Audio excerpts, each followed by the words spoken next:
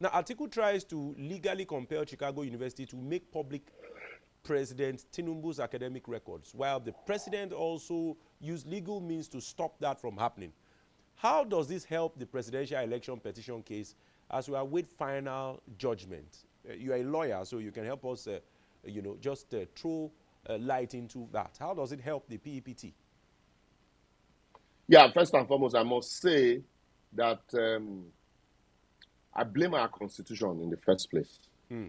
The constitution says, I think section 315 or so says, for you to run for, and then I also told you, I cited section 147 for you now on parliamentarians, and for you to run for the office of president, all you need is a school certificate.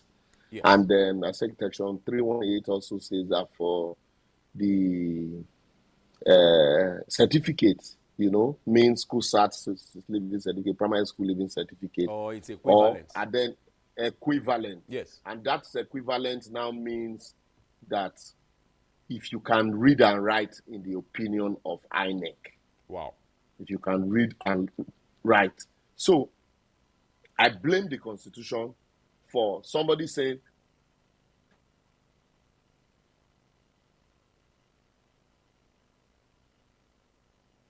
I'm a PhD holder, but when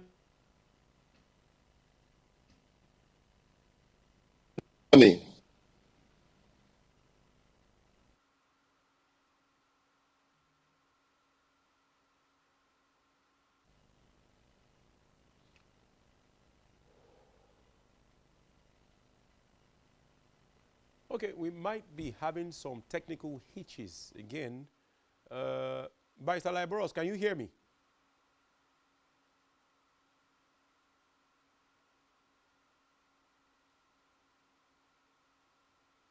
Barrister, can you hear me? All right. If you're just tuned in, it's Political Spectrum, and we have been discussing a lot of issues. We are at the point where the barrister wants to explain the legal implications of Atiku's subpoena to CSU asking for academic records of the president. How does it help the Presidential Election Petition Tribunal, especially now that a date will be fixed for final judgment, and there's a possibility, that it will be moved to the Supreme Court for appeal. All right, we'll take a short break. We'll try and see whether we can rectify that and get back. All right, are you back? I can hear you. Okay, yes, very I'm well. back. Very well. All right, please go on. Okay. So, like I was saying, so you find out that the constitution created a problem where you see a PhD holder saying, oh, yes, I have PhD, but, he wants to vice them. And then, also, so in that vein, right from 1999, President Bola Tinubu's certificate had been his age, his certificate, state of origin, his birth, had been a question of, has been something that is questionable, including people who are challenging him today, were his friends at that time that also defended him. People like Atiku. Atiku was with Bola Tinubu in ACN, remember? Yeah. At some point, some people even said they were business partners. And so, but because of power, you see the fight today. And on that side, I also had expected that in the build-up to the election, the election is a process, starting from, the intention, expression of interest, and then the meetings, primaries, elections proper, and then the eventual outcome, and then you go to the tribunal. In all of this, we didn't see the lawyers on Atiku and his team approach the school to talk about a matter that has been in the public domain, in the public eye, which is Bola Tinubu's certificate. Now, at the Presidential Election Petition Tribunal, after you have closed your case, you now go, you have closed your case. And mind you, the election petition also are sui generis.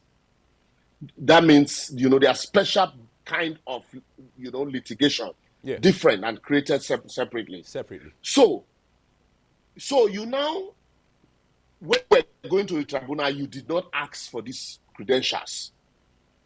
It was after you had closed your case, knowing fully whether you cannot even amend. You can't amend your pleadings. You can't amend your petition after you have filed them, except on exceptional circumstances and ground.